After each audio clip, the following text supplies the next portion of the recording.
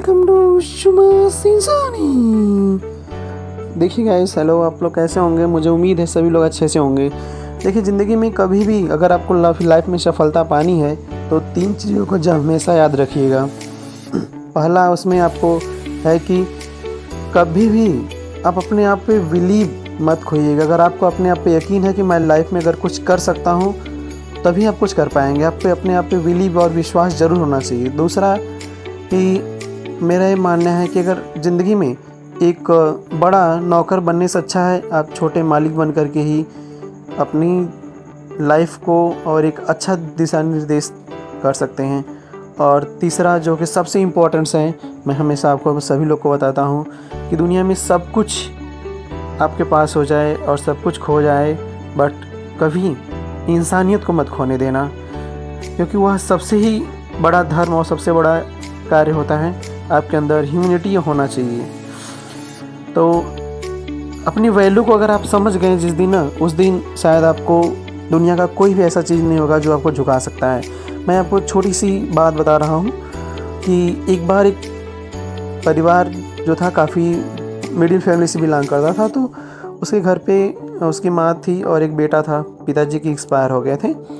तो एक बार अचानक लड़का जिद करने लगा, मुझे ये करना है वो करना है। तो माँ ने उसे बोला कि बेटा मेरे पास तो कुछ है नहीं, एक छोटा सा ही पत्थर है, लेकर जाओ, इसे दुकान पे इसकी कीमत पूछ करके लाओ।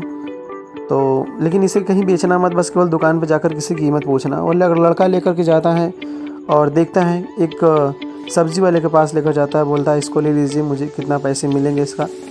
तो वहाँ पे क्या होता है कि सब्ज़ी वाला बोलता है इसका क्या काम होगा, 2 बटखरा उठखरा बनाने के लिए काम दे देगा मुझे, और मिल जाएगा तुम्हें 1-2 रुपये। वो उसके आगे चला जाता है। एक जो परचून की दुकान होती है, जनरल स्टोर, वहाँ पे लेकर जाता है जब वो, तो उसकी कीमत मात्र 2-4 रुपये बताते हैं। फिर उसके बाद दूसरे व्यापारी के पास लेकर जाता है, जो छोटा व्यापारी होता है। वह देखता है तो उसको लगता है कि शायद यह कुछ कॉस्टली चीज़ होगा, तो उससे बोलता है कि इसका 50 रुपये दाम होगा। बट वह फिर भी नहीं रुकता है लड़का। फिर वह एक बड़े व्यापारी के पास लेकर जाता है। तो बड़ा व्यापारी देखता है तो वो समझ जाता है कि ये तो हीरा है। तो उसके बाद वो बोलता है कि इसका कीमत जो है 50,000 रुपये है। लड़का कुछ समझ नहीं आया उसको, क्योंकि वह सोच रहा था कि ऐसी क्या बात है कि अलग अलग जाने पर इसकी जो दाम है वो अलग अलग प्रकार का क्यों मिल रहा है। वह अचानक लौटते हुए माँ के पास आता है और सारी बातें बताता है कि इस प्रकार से सभी जगह कीमत हुआ।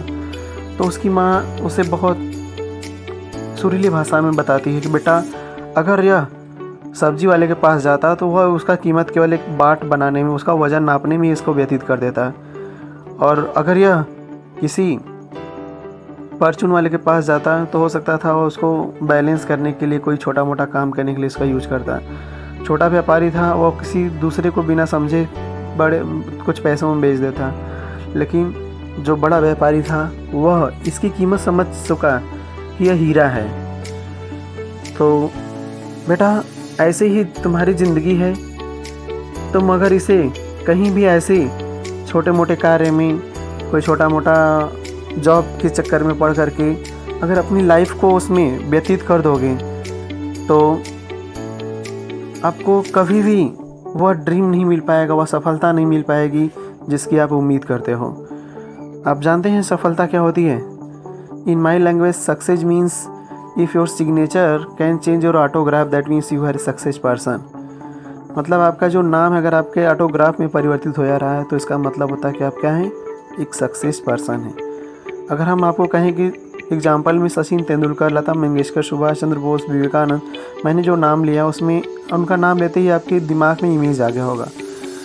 तो that means that are a success person. आप लोगों ने सुना होगा कि when Sachin Tendulkar was in class 10th he was fail in English, but in now Maharashtra first lesson of English that is Sachin Tendulkar.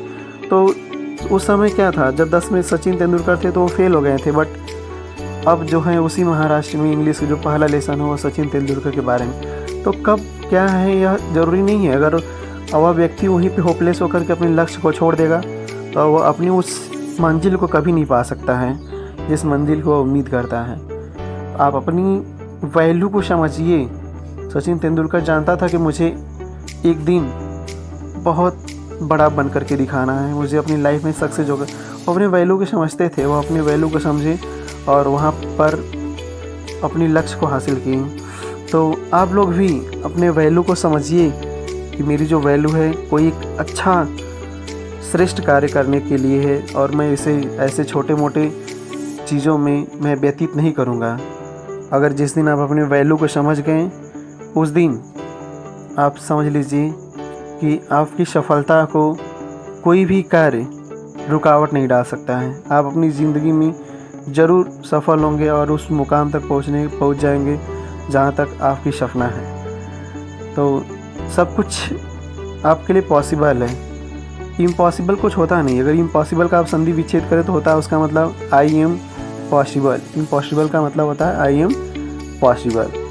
तो मुझे उम्मीद है कि मेरी बातें अगर आपके दिल तक पहुंची होंगी तो इसे अपने भी दिल पे उतारिएगा, अपने लक्ष्य को बनाइएगा और अगर अच्छा लगेगा और लोग के बीच में शेयर कीजिएगा। धन्यवाद।